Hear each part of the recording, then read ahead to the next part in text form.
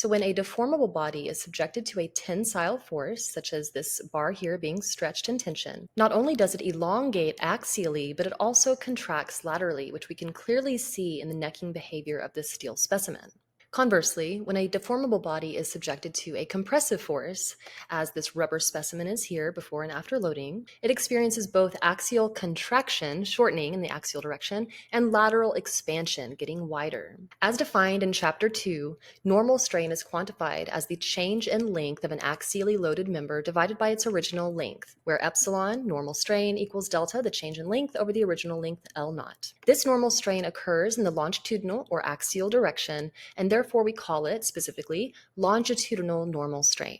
As stated previously, for an axially loaded member, a change in length corresponds to a change in cross-sectional size. Therefore, another type of normal strain can be defined to quantify this change in cross-sectional size. This other type of normal strain is called lateral normal strain, where the term lateral implies perpendicular to the longitudinal direction. So let's study two different types of common scenarios of axially loaded members and very clearly define longitudinal normal strain and lateral normal strain. Okay, starting with this scenario where we have this long bar with a circular cross-section. For longitudinal normal strain, that would be the change in length over the original length of the bar, delta over L naught. Okay, that would equal specifically on top for delta L final minus L naught all over L naught. For lateral normal strain, the lateral direction is the radial direction in this case. So epsilon lateral, epsilon sub lat equals delta prime over R naught. So epsilon lateral for this type of scenario here would be R final minus R initial over R initial.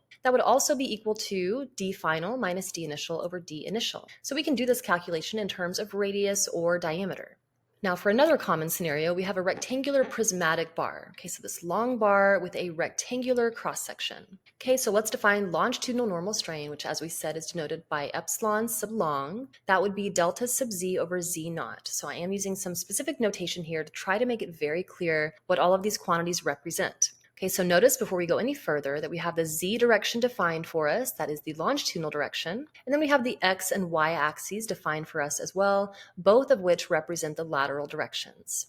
Okay, so the z direction is the longitudinal direction. So epsilon longitudinal is delta sub z, the change in that dimension, the longest dimension, divided by that original dimension z naught. Okay, or we can write it as z final minus z naught over z naught. Okay, z naught in this case is this length of 1.5 meter, that original dimension in the z direction. Okay, the lateral normal strain, epsilon sub lat, would be equal to delta sub x over x naught and also equal to delta sub y over y naught because x and y both represent the lateral directions. So epsilon lateral can be expressed as x final minus x naught over x naught and y final minus y naught over y naught. So x naught and y naught represent the initial dimensions in the x and y directions. So since this is the x direction, x naught value here would be 100 millimeter, that distance. And since this is the y direction, y naught would be this initial distance in the y direction, this dimension of 50 millimeter. Since a longitudinal elongation always corresponds to a lateral contraction and vice versa, the positive or negative sign of epsilon longitudinal is always opposite to the sign of epsilon lateral. Because again, as the bar, like this bar here, is being pulled in tension, it gets longer in the longitudinal direction.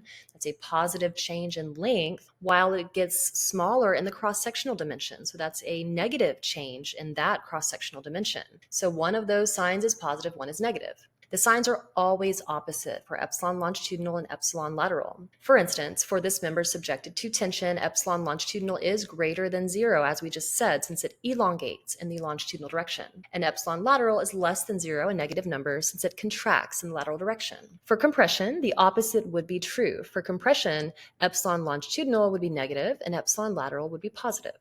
So in the early 1800s, French scientist Siméon Poisson discovered that the ratio of lateral normal strain to longitudinal normal strain is constant for a given material if the material is axially loaded within the elastic range, so not going past the elastic range of the stress-strain diagram. This ratio is referred to as Poisson's ratio and is denoted by the Greek letter nu. Okay, this is a Greek letter pronounced nu. It's not the English letter V, although it looks very similar. So here's that mathematical formula for Poisson's ratio nu. So nu equals negative epsilon lateral over epsilon longitudinal. Since epsilon longitudinal and epsilon lateral, as we said, always have opposite signs, the negative sign included above ensures that Poisson's ratio is a positive dimensionless value. Typical values of Poisson's ratio for solid materials are between 0.25 and 0.355.